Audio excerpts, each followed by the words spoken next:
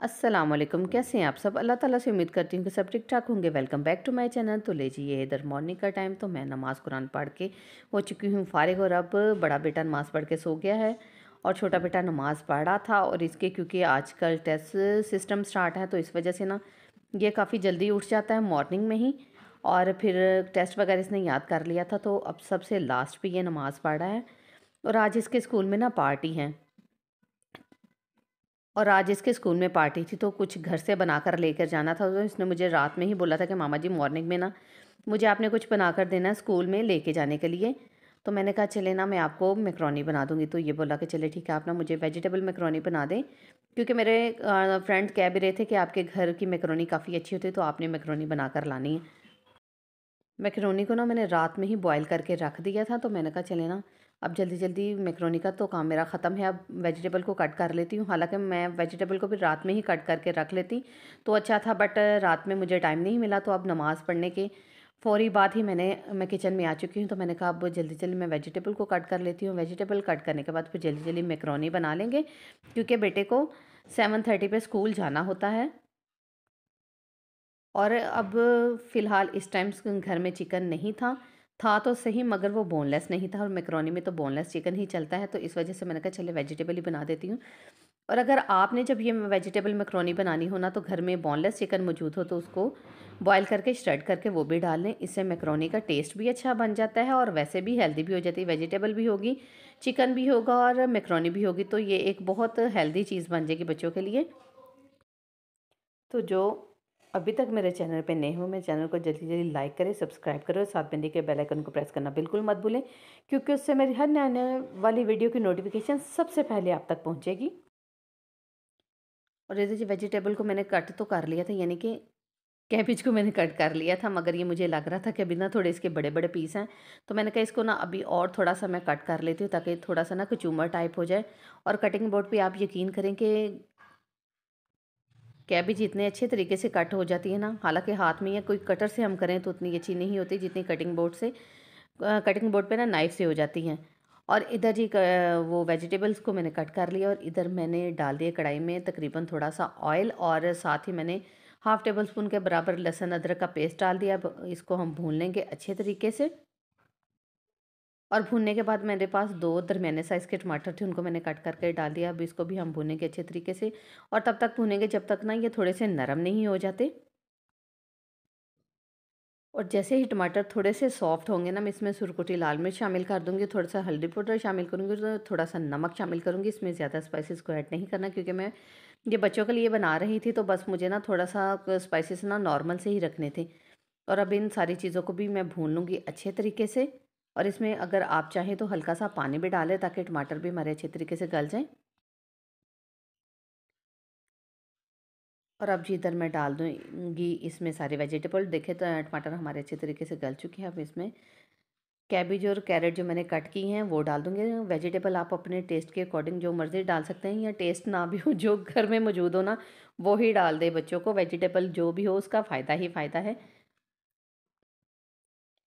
और अब इसको मुझे भूनना है तकरीबन 5 मिनट के लिए।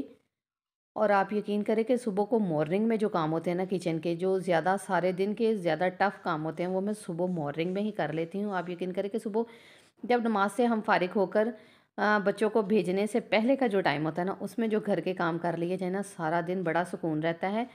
और इंसान फिर ये होता है कि सारा दिन थकता भी नहीं है। सुबह सुबह इंसान फ्रेश होता है, जितने भी काम कर सकता है ना वो कर ले। और ये देखिए मैकरोनी मैंने रात में बॉयल करके टोकरी में स्टेन करके पानी से गुजार कर इसको रखा हुआ था, और मैकरोनी हमारी थोड़ी सी ठंडी थी।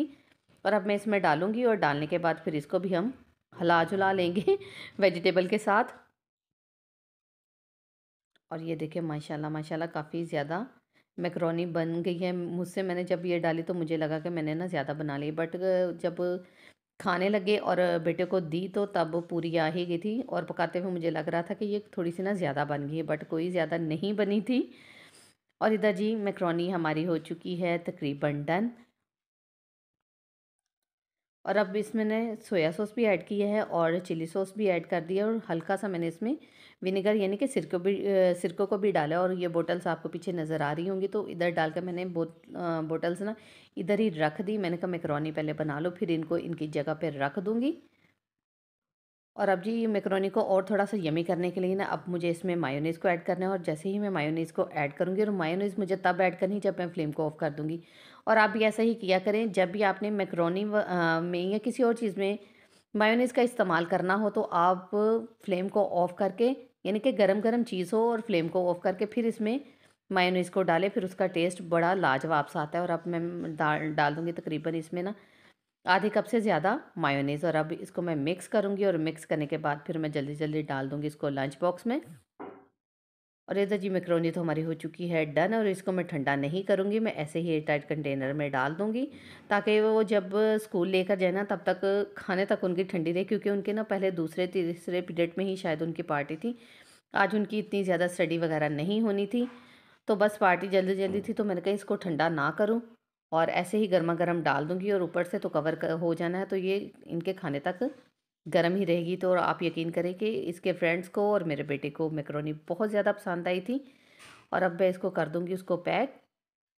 और इधर जी देखिए वो पार्टी के लिए हो रहा है तैयार, रेडी शेडी हो रहा है। और इसके पार्टी वाले कपड़े मैंने रात में ही प्रेस करके इसके शूज़ वगैरह को, शूज़ तो बल्कि मैंने इसको खुद बोला था कि आप खुद ही साफ़ वगैरह करके रखो, क्योंकि बच्चों पे खुद भी तो कोई ना कोई बर्डन डालना चाहिए। और इधर हीरो मेरा हो रहा है तैयार, और बल्कि तैयार क्या, तैयार तो ये हो चुका था, बस अब इसको वॉच लगानी थी, और फिर इसके बाद ये चला जाएगा स्कूल, और फिर मैं, मेरे हस्बैंड और मेरा बेटा, बड़ा बेटा आराम से हम नाश्ता कर लेंगे।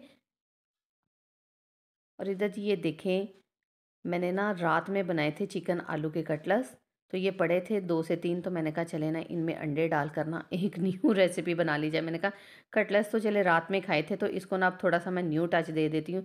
तो फिर मैंने थोड़ा-सा घी डाला था, और उसमें मैंने वो कटलेट्स जो आलू और चिकन के थे वो डाल दिए, तो उसको थोड़ा भुना, फिर मैंने अंडे डालकर इसको भून लिया। और अब इसको मैं भूनूँगी अच्छे तरीके से, फिर भूनने के बाद इसका मैं फ्लेम ऑफ कर दूँगी। और फिर जब तक मेरे हस्बैंड और मेरे बड़े बेटे ने नाश्ता करना है, उससे पहले मुझे प्रेस करने थे कपड़े, और वो मैं जल्दी-जल्दी कपड़े प्रेस कर लूँगी। और इधर जी हर घर में ऐसा ही होता है कि सबकी मॉर्निंग बहुत बिज़ी गुज़रती है। ये नहीं है कि मेरी मॉर्निंग ही बिज़ी होती है, मेरे ख़्याल में तो हर घर में ही मॉर्निंग बिज़ी होती है, और ख़ास तौर पे जब घर में एक काम करने वाला हो, तो फिर तो मॉर्निंग बहुत ही बिज़ी होती है, क्योंकि और इधर जो बनाना मुझे अपने हस्बैंड के लिए नाश्ता, और उसके लिए मुझे बनाना है पराठा। वो ब्रेड वगैरह इतनी खाना पसंद नहीं करते, और यहाँ वो खुश्क रोटी खाते हैं। और अगर खुश्क रोटी भी वैसे कभी कभी खाते हैं, ज़्यादा वो पराठे को ही पसंद करते हैं, बट उनका थोड़ा सा बीपी का इशू रहता है, तो इस वजह से ना मैं ज़्यादा यही कहती हूँ कि उनके लिए पराठा ना ही बनाऊँ। मगर ये कि वो बोलते हैं कि मुझसे सुबह सुबह खुश्क रोटी नहीं खाई जाती, तो मैंने ना अब सोचा है कि चले ना घी से नहीं ऑयल से पराठा बना दिया करूँगी। तो अब बस जल्दी जल्दी मुझे उनके लिए पराठा बनाना है, और पराठा बनाने के बाद मुझे उनके लिए ना लंच बॉक्स भी पैक करना है। तो अब जल्दी जल्दी पहले नाश्ते वाला काम कर लूँ ख़त्म, फिर देखूँगी कि उन्हें साथ लंच बॉक्स में क्या बना कर देना है।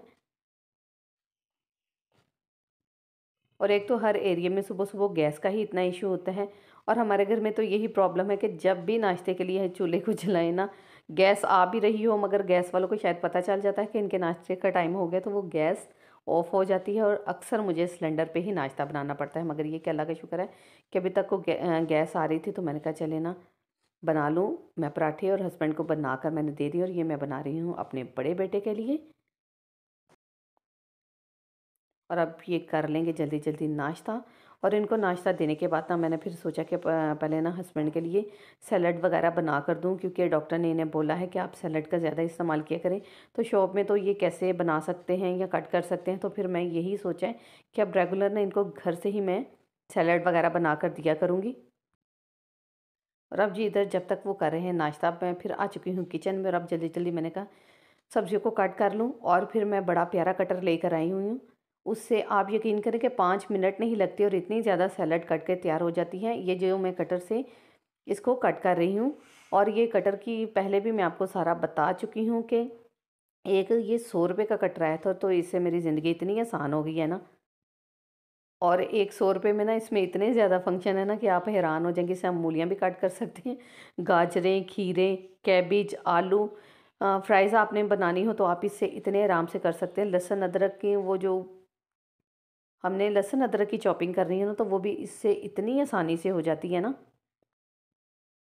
और जब घर घर में ना मेहमानों ने आना हो, यानी कोई दावत वगैरह हो, या बाय चांस आपको पता चल जाए कि आपके घर में मेहमान आ रहे हैं, तो खाने के साथ साथ सैलड तो बनना ही होता है। तो मेरा ख़्याल है कि इस कटर का तब तो इतना ज़्यादा फ़ायदा होगा ना। और मुझे वैसे भी अब हस्बैंड को जब ये सैलड वगैरह डेली बना कर देना होता है ना, तो इससे मुझे इतना सुकून होता है, कोई टेंशन नहीं होती। सिर्फ 5 मिनट लगते हैं और पूरा बॉल भर कर सैलड का कट हो जाता है। चलो ਹੁਣ ਇਹਨਾਂ ਤਿੰਨਾਂ चीज़ों ਨੂੰ रला लेने, तो रलाने तो बाद इन्हें मैं कर दांगी डब्बे च पैक। और अब इसको मैं पकड़ूंगी और सारा मैं डाल दूंगी डिब्बे में। और डिब्बे में डालने के बाद मैं इसमें हल्की सी काली मिर्चें डालूंगी और साथ डाल दूंगी विनीगर। और ये सैलड का इतना टेस्ट बन जाता है ना कि खाना ना भी खाएं, खाली ये सैलड खाएं तो पेट भर जाता है। और इसका फ़ायदा ही फ़ायदा है।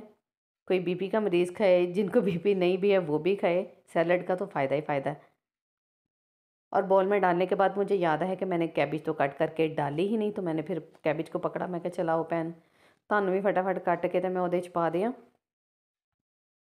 और अब जी इसमें मैं डाल दूँगी सिरका थोड़ा सा।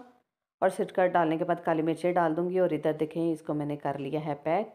और अब ये दे दूँगी अपने हस्बैंड को ताकि वो शॉप पर जा सकें। और इधर जी मैंने अपने लिए बना ली है चाय, और चाय के साथ मैं ले लूँगी रस, क्योंकि मैं काफ़ी ज़्यादा आज मॉर्निंग में ही थक चुकी थी, तो मैं अपने लिए कुछ और नहीं बना सकी। मैंने कहा चले ना चाय रस से ही किया जाए गुजारा, और थोड़ा सा किया जाए रेस्ट। और फिर आज दोपहर के खाने में देखेंगे कि क्या खाना है और क्या बनाना है। और यहीं पे करूँगी मैं आज के अपने व्लॉग का एंड। नेक्स्ट व्लॉग के लिए देखते रहें एसएस फूड किचन। अल्लाह हाफिज़।